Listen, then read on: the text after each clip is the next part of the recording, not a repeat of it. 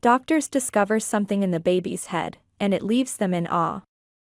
When this couple went in for an ultrasound examination, the doctors discovered something unusual in their baby's head. As they looked closer, they immediately recognized what it was. Their eyes widened in disbelief, and gasps filled the room. The air grew tense as the medical team exchanged looks of concern. A heavy silence followed before one of the doctors finally turned to the expectant parents, ready to break the unsettling news. Dustin and Zara had always shared a deep connection. From the moment they first met, they knew they were meant to be together. Their love was strong, and they dreamed of building a beautiful family, filling their home with laughter and joy. Nothing made them happier than the thought of raising children together. After getting married, they welcomed their first child, a healthy baby boy.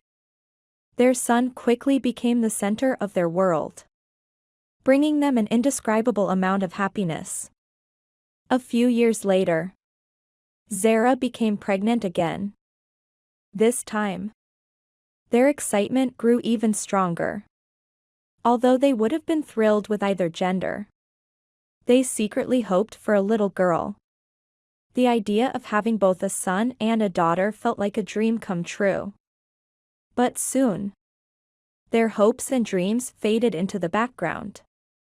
A much bigger concern emerged, one that made the baby's gender feel completely insignificant. As the pregnancy progressed, everything seemed to be going well. Then came the day of their routine checkup, a moment they had eagerly awaited.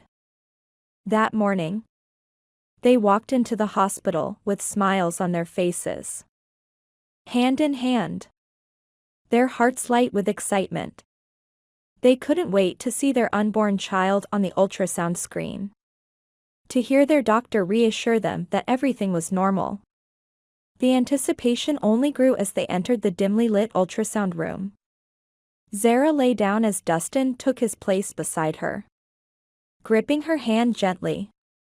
The screen flickered to life, and they watched in awe as the blurry image of their baby appeared. Then, the doctor spoke. "You're expecting a boy." Dustin's face lit up instantly. He let out a cheer, squeezing Zara's hand in excitement. For a brief moment, all of Zara's longing for a daughter disappeared. The joy in her husband's reaction was contagious, and she quickly imagined their two sons growing up together, becoming best friends. But the joy was fleeting. The atmosphere in the room changed abruptly. The medical team's cheerful expressions shifted to ones of concern. A hushed whisper broke the silence. "Wait, what is that?" one of the doctors muttered. His eyes remained fixed on the screen. A sense of dread washed over Dustin and Zara. Their smiles faded as they looked at each other, silently pleading for reassurance. Without wasting any time, the doctors referred them to a neurosurgeon for further evaluation. The wait felt unbearable. Minutes stretched into what seemed like hours as their minds raced with fear. They clung to the hope that it was nothing serious. After what felt like an eternity, the neurosurgeon returned, holding the results.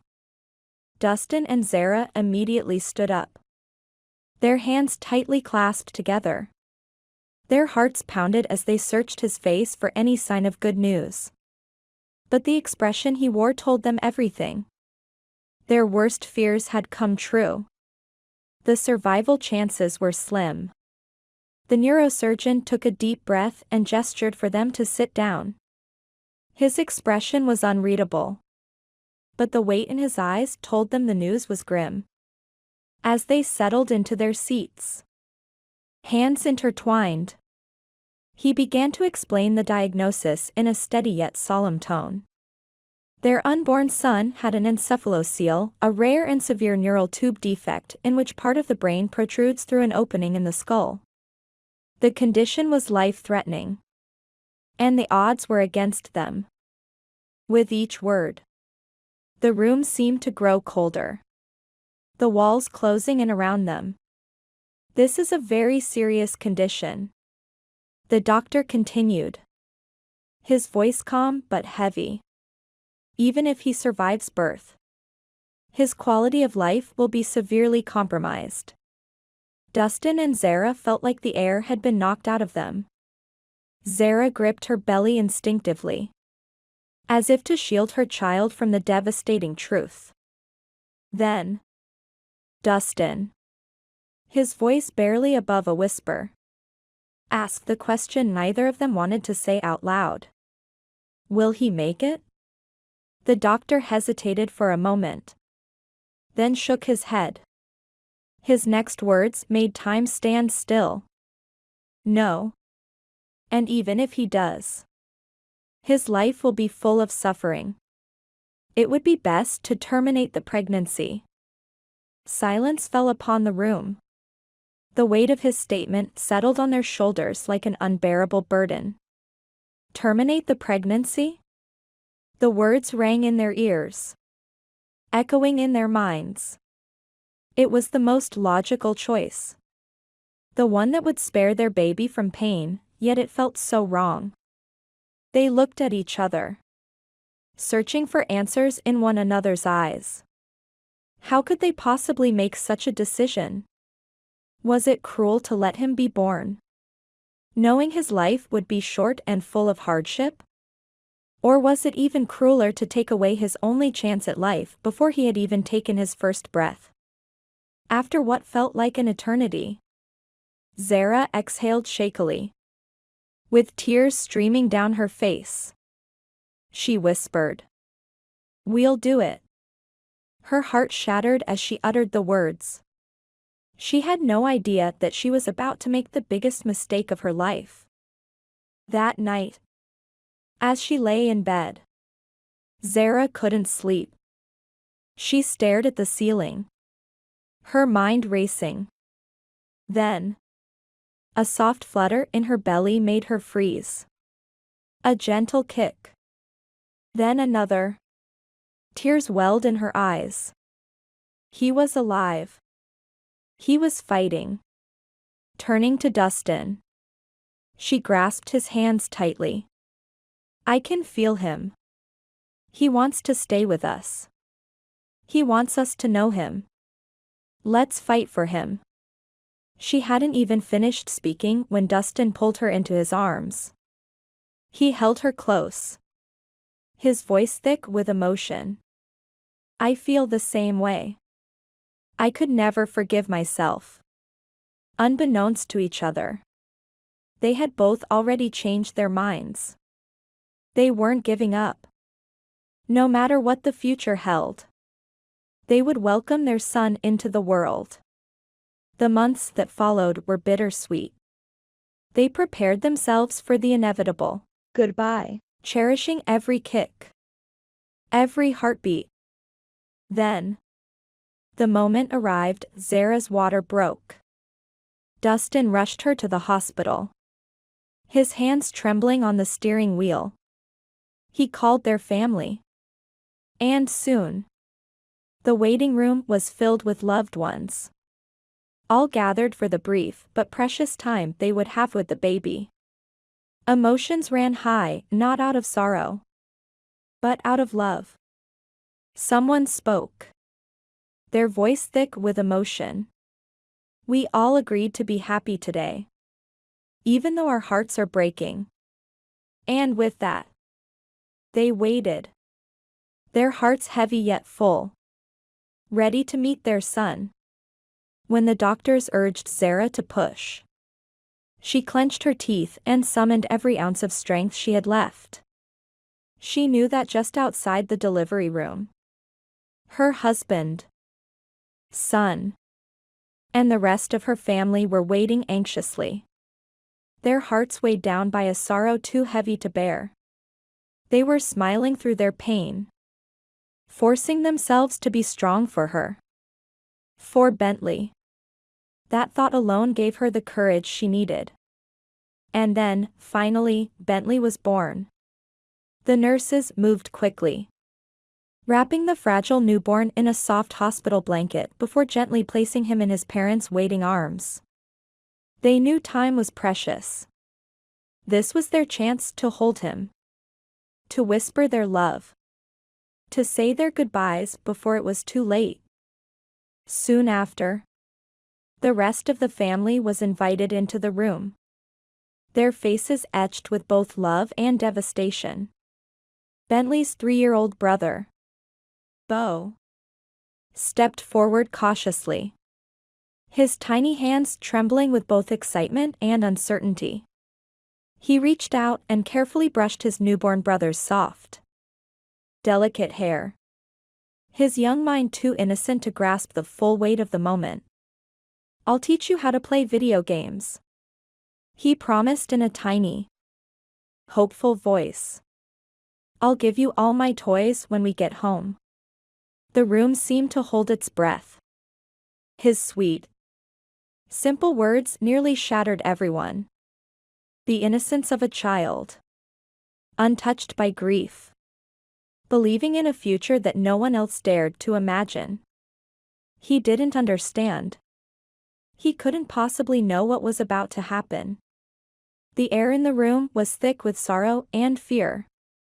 But then, something remarkable happened. Bentley wasn't weak. He wasn't gasping for air or fading away.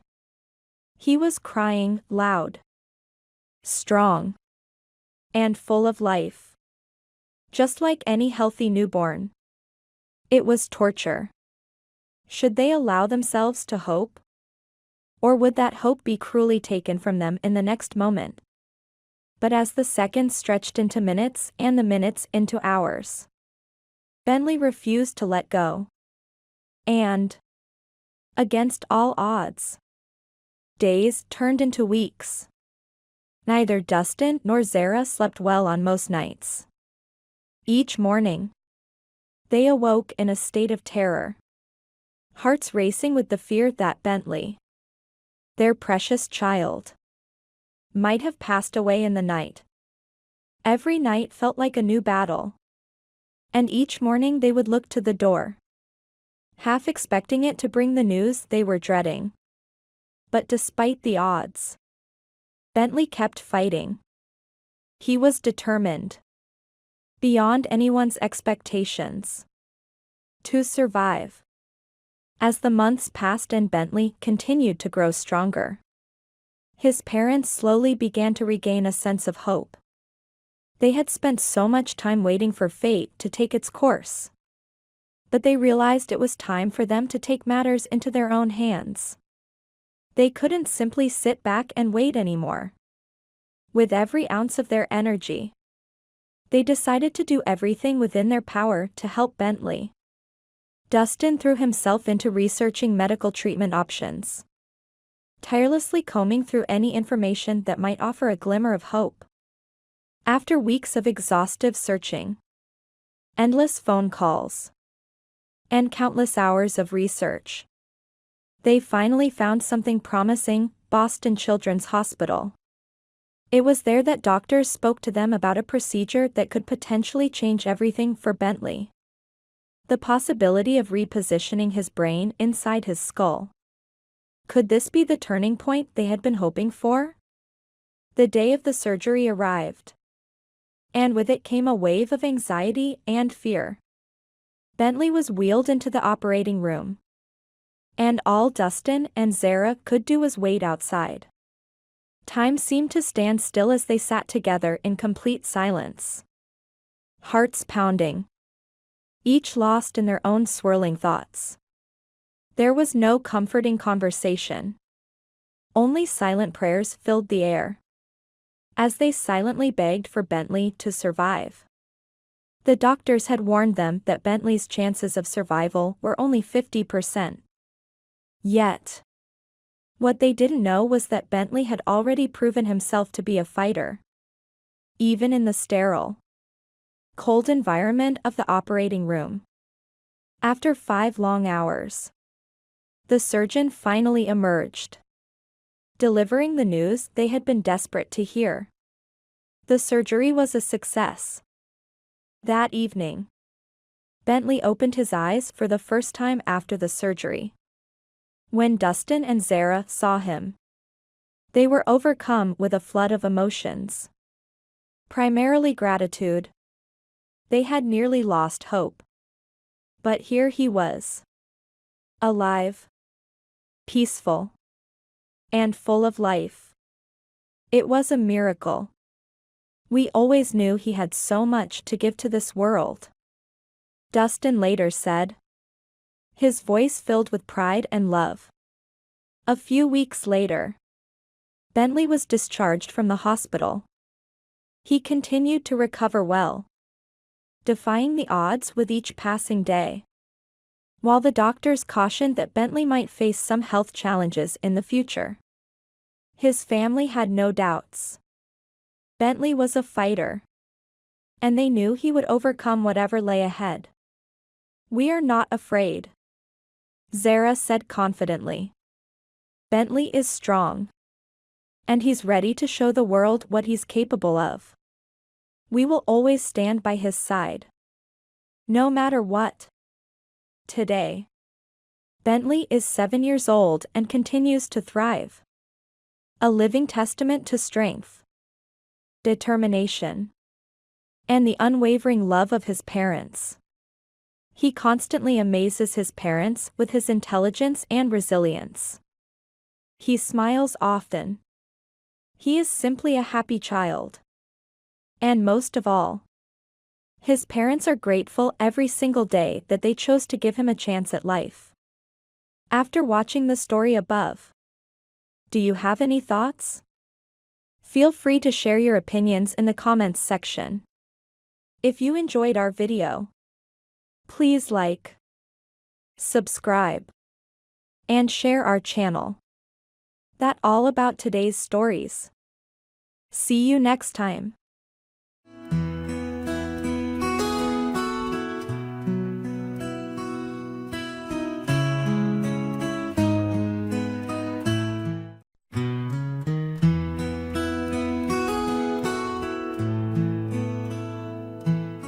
When this man embraced his girlfriend, he instantly sensed that something was amiss. In a relationship, you become deeply familiar with your partner. Their moods are apparent just by a glance, and you become a connoisseur of their nonverbal cues. This knowledge came into sharp focus when a man, upon hugging his longtime girlfriend as he usually did, realized immediately that something was terribly wrong. And his greatest fears seemed to manifest. Emmy and Jake were far from an average couple. Their acquaintance began at the age of 11 during a school assembly where they instantly hit it off. Over the years, as they matured, romantic feelings began to develop. Yet in typical teenage style, they hesitated to confess their feelings. They saw other people yet maintained a close friendship throughout their youth, with Jake affectionately referring to Emmy as his lobster, a nod to a charming line from the TV show Friends.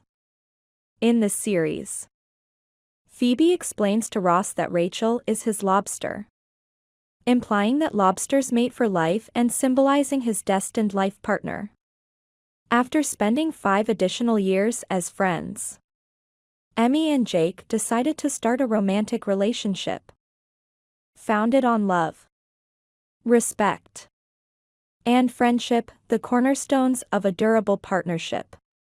Jake had always known his deep affection for Emmy, even sharing his long-term intentions with her early in their relationship by saying, "You're my everything. And if you can still put up with me, I will marry you one day." A vow he was determined to fulfill. Their love flourished more than ever as they enjoyed each other's presence, creating cherished memories together daily. However, as often happens, Adulthood posed its own tests to their relationship. Just as their personal love had reached new heights, so too had their professional lives expanded. Before they fully realized it, their careers had taken off. Both of them had landed their ideal jobs, which unfortunately were located too far from each other to maintain their relationship. Feeling saddened but resolved, they decided to part ways to pursue their respective dreams. Their affection for one another remained strong, though it was put on hold. It's curious how fate operates. It seemed the universe had its own plans for them and wasn't ready to let them go just yet. They were destined to be together, but it would require patience and a series of transformative experiences. The pair always understood their unique bond was something special. And even during their college days, they anticipated that their careers might eventually pull them apart. Emmy had always reassured Jake, promising to marry him by the time she turned 30. Nearly a decade after they split, Jake reached out to Emmy with a sudden text message. But rekindling their romance would take more than just texting. Life's challenges are never that straightforward. At that time, Jake was living in Australia, working diligently as a doctor, while Emmy was in Britain, shaping young minds as a teacher. Despite the vast distance, they were committed to making it work this time, convinced of their true love for each other. However, just as they were finding ways to be together through regular visits and constant online communication, a severe incident occurred, testing their resolve once more. Nevertheless, travel was affordable, which eased some burden for the couple, and the internet continued to be a lifeline for their relationship. Recognizing that their current arrangement couldn't last forever, Jake came up with a plan he believed would finally bring them together permanently. Aware that time was of the essence, unwilling to face the possibility of losing Emmy again, he resolved that now was the moment to propose. His desire to be with her had never been stronger. And after 20 years of growing love, he felt the timing was perfect. Albeit he was quite anxious about his words, Jake thought a romantic escape would be the ideal occasion to ask for her hand. He chose the Philippines after researching idyllic locations. Yet, destiny had other plans before they could embark on their journey.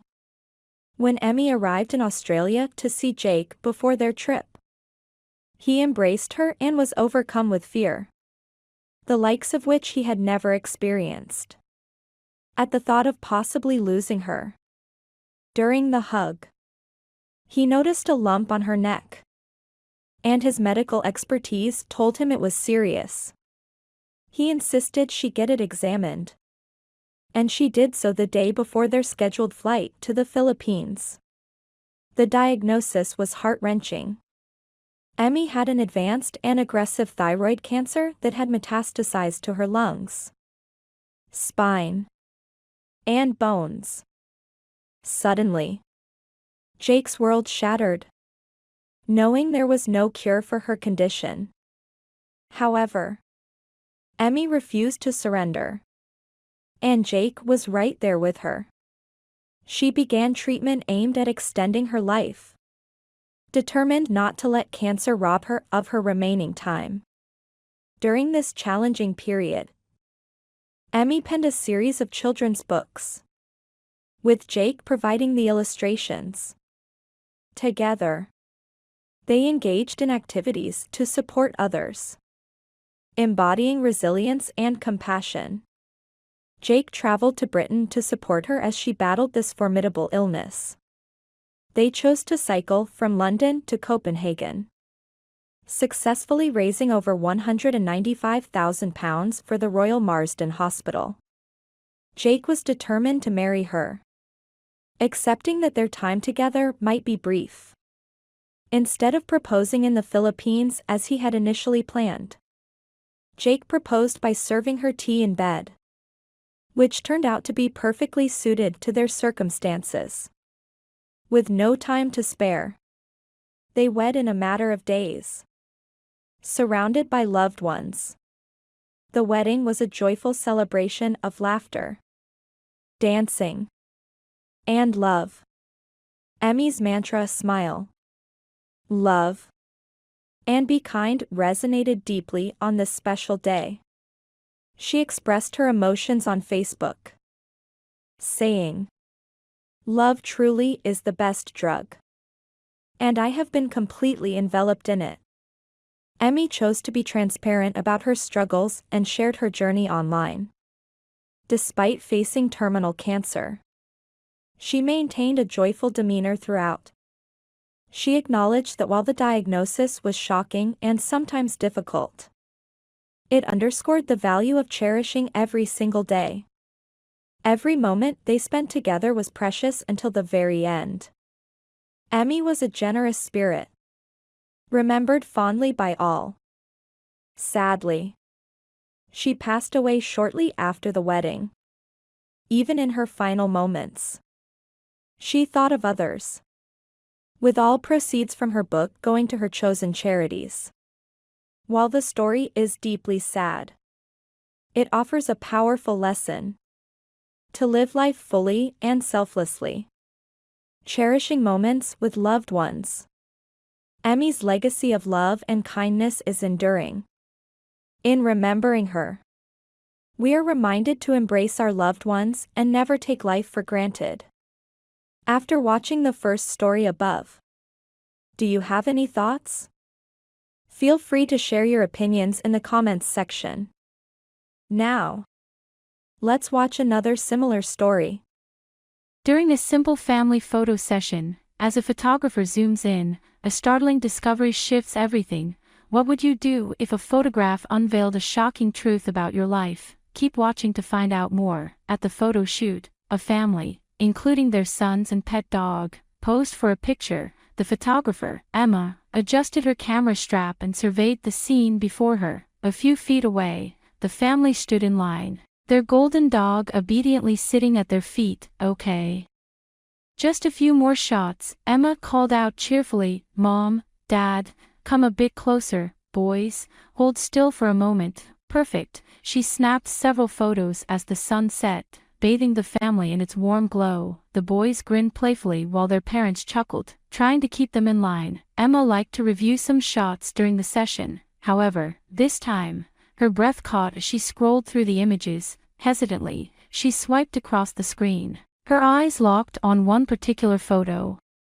"Is everything okay?" the mother asked, her voice laced with concern. Noticing Emma's sudden change in demeanor, Emma, trying to maintain her composure, looked up with a forced smile. "Yes, everything's fine, I'm just checking the lighting," she replied, though her focus had shifted from the lighting to something else entirely. Ignoring the lighting now, Emma fiddled with her camera settings as her stomach churned and her hands trembled slightly. She peered intently at the digital screen, then lifted the camera to her eye and took another focused shot at the area that had caught her attention. The image appeared instantly as the lens clicked.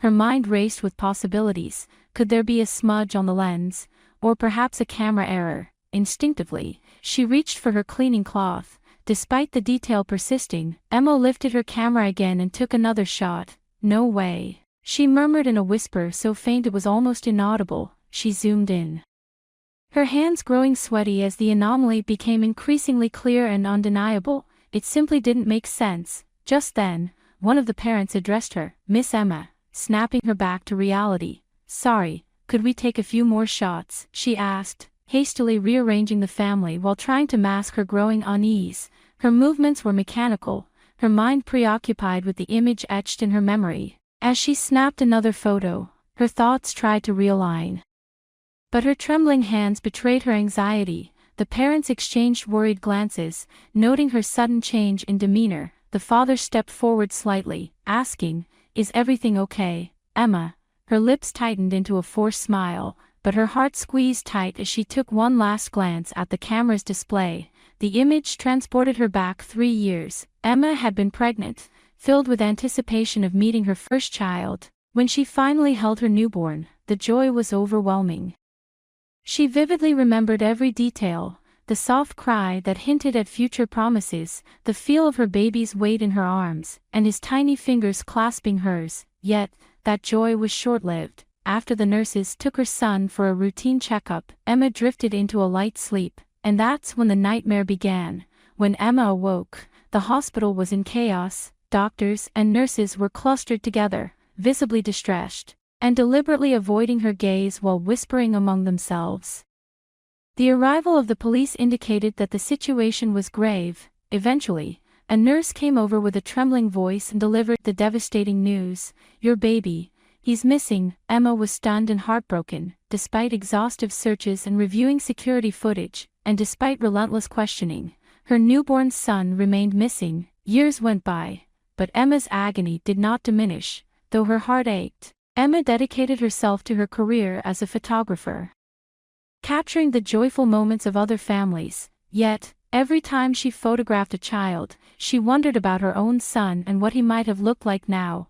Emma was unaware of what had truly happened to her son. The person who had taken him was a woman desperate to have a child of her own. However, unable to soothe the continuously crying baby, she was overcome with fear and guilt and left him at an orphanage's doorstep, found with no information about his origins. He was given a new identity and a new life with an adoptive family. All Emma knew was that her baby had disappeared from the hospital under mysterious circumstances, and although the police suspected abduction, they never solved the case. One detail Emma never forgot was the distinctive birthmark on her son's little arm. This mark was seared into her memory, prompting her to look for it whenever she visited orphanages, clinging to the hope of a miraculous reunion someday. As 3 years passed, her hope of ever finding him had dimmed significantly, yet a mother's instinct prevented her from giving up entirely. As she visited different families, she meticulously photographed each child, looking for a birthmark she feared she might never see again. That is, until today. Emma adjusted her camera and quickly snapped photos of one particular family, fighting the growing tension in her chest while striving to maintain her professionalism. Despite this, her mind was racing. Could this be the moment she had been waiting for, or was she simply grasping at straws? Compelled to find out, Emma approached the couple, camera still hanging from her neck, her voice shaky, but masked with a polite smile. She inquired, "Excuse me, I hope you don't mind me asking, but how old is your youngest?" Mrs. Smith tilted her head, intrigued, and responded warmly, "He's just turned 3. Emma's heart skipped a beat. It seemed too serendipitous. She proceeded with caution, masking her growing anxiety. "He's quite handsome, thank you," the mother replied. "He's truly been the best decision we've ever made." Curious about her choice of words, Emma pressed on. "What do you mean by the best decision you've ever made?" Mrs. Smith explained. "We adopted him when he was just a year old. We saw him and just couldn't resist." Holding herself steady as her hands began to tremble, Emma managed to whisper, "That's wonderful. May I ask which orphanage?" Mrs. Smith looked slightly surprised by the question but answered politely, "He came from St.'s Children's Home, just a few hours outside of the city.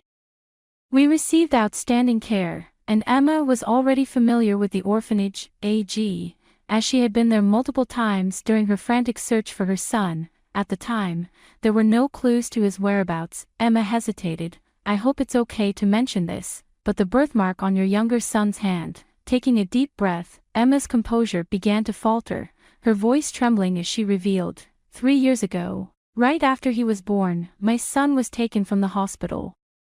All I remember is his birthmark, which looks exactly like your son's."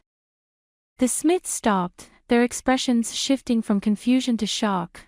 "Are you suggesting," Mr. Smith began, his voice breaking as the reality of Emma's words hit him. Emma nodded, tears streaming down her face. "I think he might be my son." In the days that followed, a whirlwind of emotions and investigations ensued. Emma endured sleepless nights, replaying the events of the photo shoot in her mind as she awaited the DNA test results. Doubts plagued her thoughts.